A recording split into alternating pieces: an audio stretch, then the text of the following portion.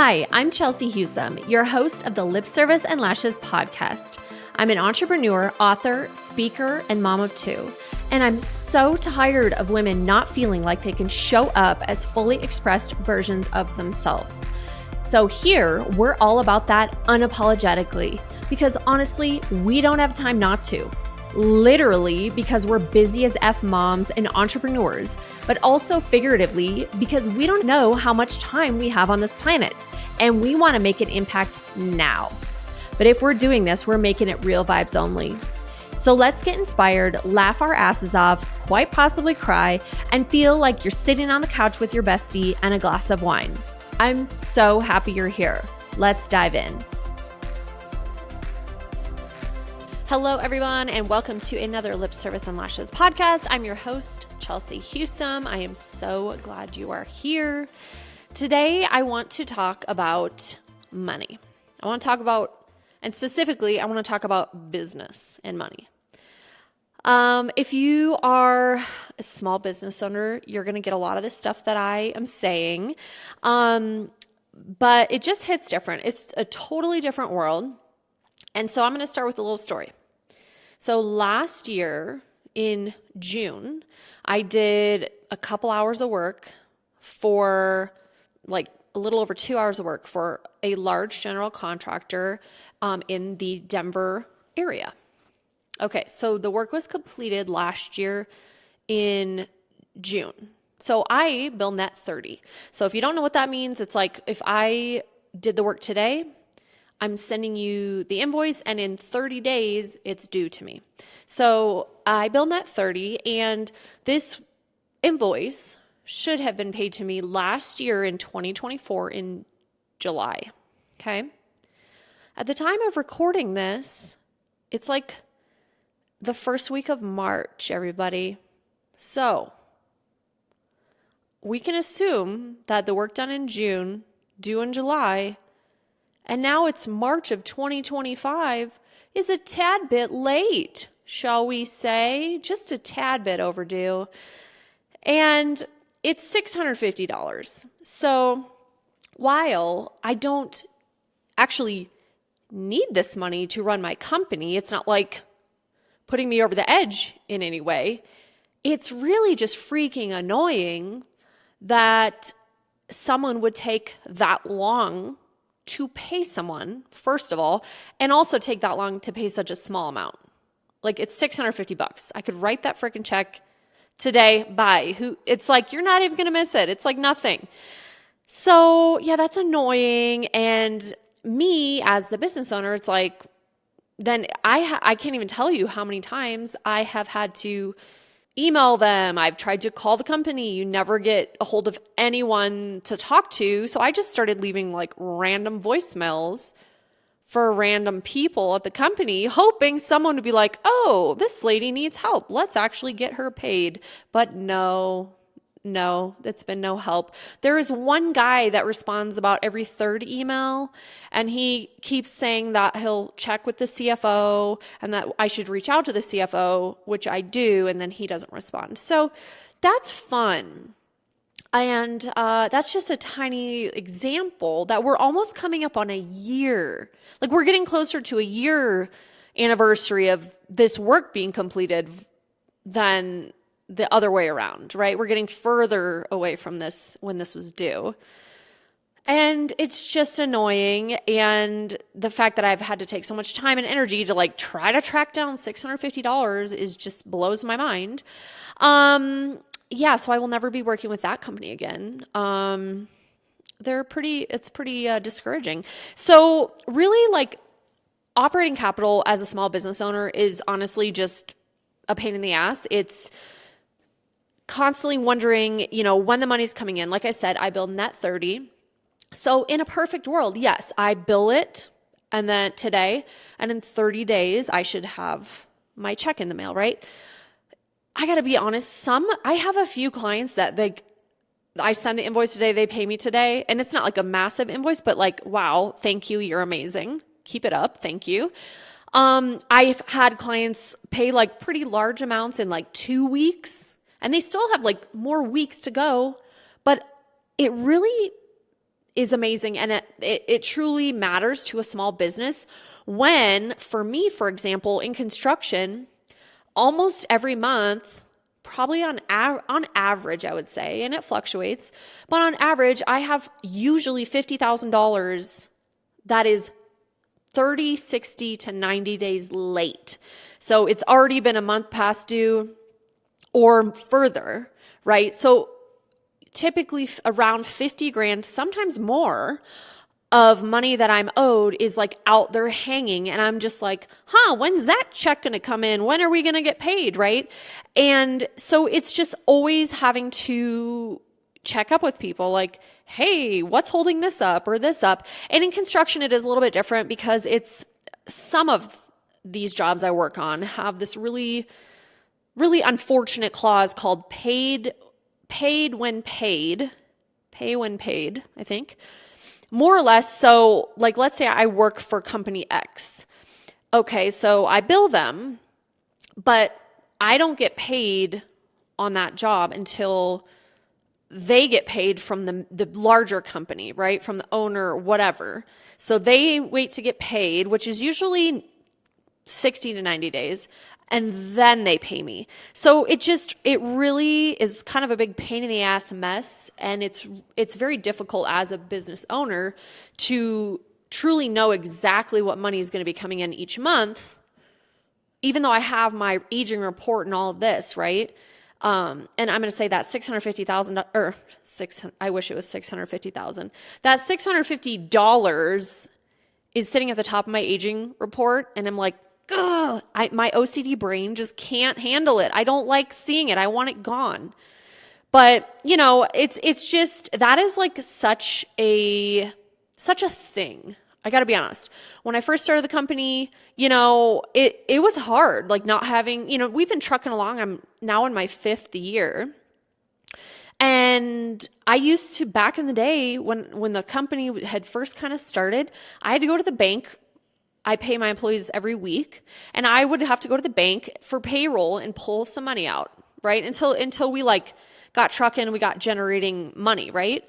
And so it's been so long since I had to do that, but I remember those days when like, oh shit, I got to make payroll, and I need like another $1,000 or whatever. So I would have to go pull money out. Now, like I said, the company for years has been generating incomes to use, but it still just makes it hard to know, when actual money is going to be in your bank account or not. So yeah, like my stepdad would joke, but back before like direct deposit, he owned a flooring store for his whole life. His father had started it as well. And so he was in that his whole life. And he's like, oh, I remember those Thursday night miracles where you would be like, oh my God, how am I going to make payroll? And then somebody would pay you on Thursday. He's like, oh, thank God I can make payroll tomorrow and give people checks, right? And so I was like, Gary, I totally get this. Like, it's a thing. It's a thing. And it is a constant stress of, how much money you got in the bank, what bills are coming due, payroll, all that kind of stuff. So it's so important, like, for me to share this, I think, because really, I think truly, and I'm not saying this to sound like an asshole. Let me just preface that, okay? But I feel like very few, like a tiny handful of people in my life, like actually know what I do or the level of things that I'm dealing with. And again, hopefully I don't sound like an asshole saying this, but I am not dealing with like $10,000 here. Like and I want to be transparent on this podcast and I'm going to be talking more about small business stuff. And really, I don't have secrets. Like I feel it's valuable to share where I've been so that maybe you can offer hope to others, or maybe other small business owners feel seen or like kind of understood, right? So, for example, I started the company March of 2020. Really, yes, COVID, worst time of all humanly possible. But really, when you think about it, if you don't have any business, you can't lose the business. So that worked out.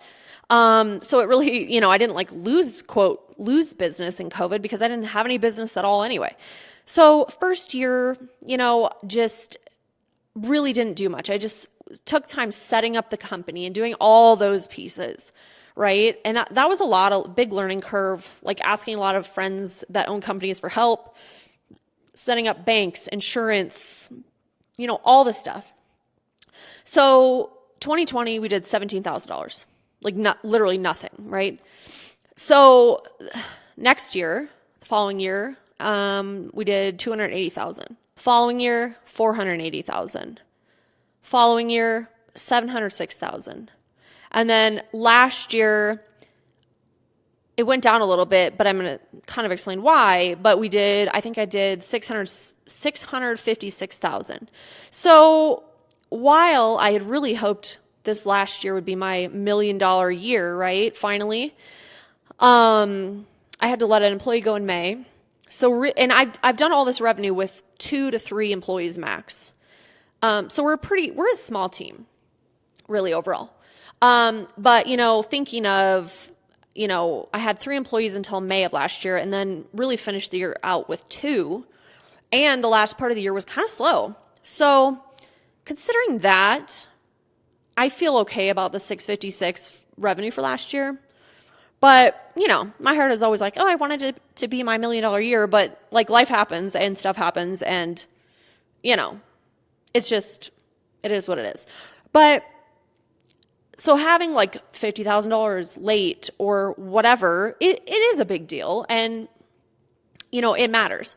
So also I want to share too, one thing that I do that really, it does end up costing me more money in the long run, but it is so worth it, is when I started my company, I was like, hi, I own a construction company. Do you want to come work for me? And I'm sure these guys that I was interviewing were like, Mother of God, who is this woman? And like, what? You know what I mean? Because all these guys have come from very large companies, like doing multi-millions a year, huge companies with hundreds, maybe thousands of employees. I don't even know. Definitely hundreds. So I knew that I had to be different in order for good people to take a chance on me, because ultimately they are taking a chance on me and a risk, being like, yeah, I want to join this startup company that really at the beginning I couldn't like prove anything or like didn't really have any market share, that kind of stuff. So they truly were taking a chance on me. So I had to I decided to first of all, pay them a lot more than their last company, but I really capped it at like 40 hours a week, because before in their companies, they were making less an hour, but they also were probably working 60 hours a week. So they were making good overtime, right? So they were making decent money really with this overtime. So I had to be like, well, I need to pay them well. And, I'd like to keep it at just 40 hours a week, but they're still making good money. But one thing that I decided to do is that really with like core drilling and the scanning, what we do with this niche in the market, like these guys are all getting paid per hour. They're all getting paid per hour. So if they're working overtime, great. But if it's slow, they're personally taking the hit. They're not getting paid as much, right? And so it can fluctuate so much. And so for me, I was like, well, I'm a startup company.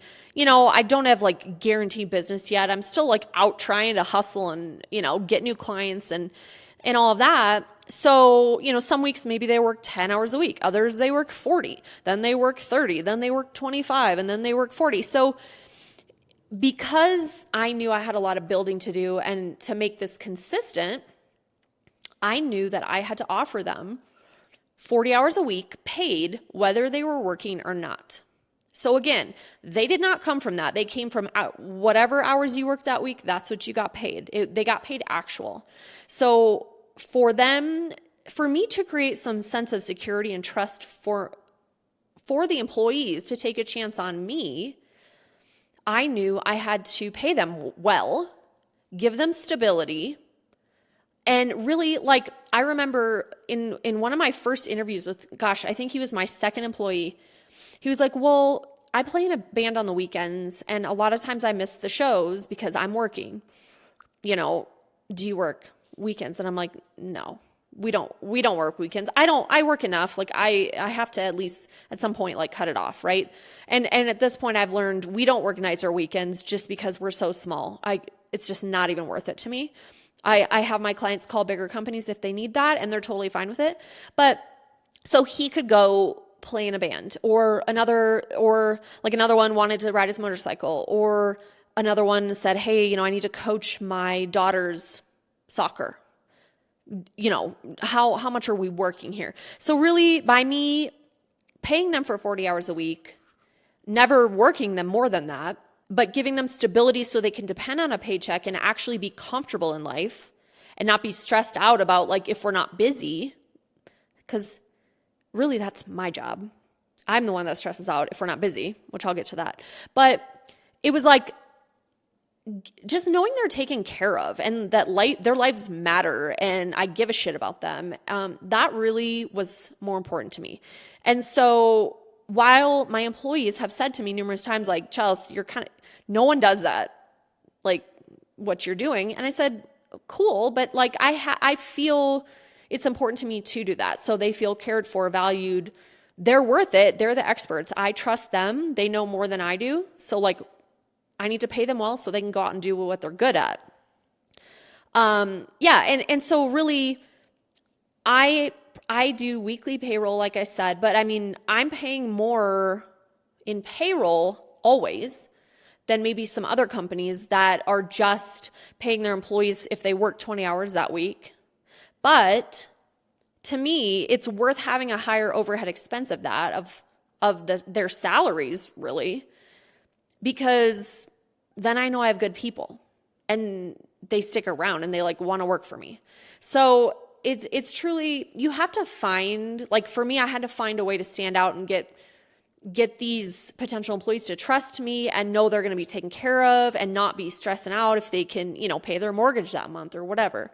So it was just really important to me. And I mean, I guess it's worked out. Like we have people, or like we'll be at job sites and my guys will be like, oh, somebody wants to work for us. Are we hiring? Or, so like I actually have people coming to me to asking to work for us. So it's been a different thing and it's all a learning curve, but I've kind of figured out that that's my niche as a owner, that I just feel it's important to do.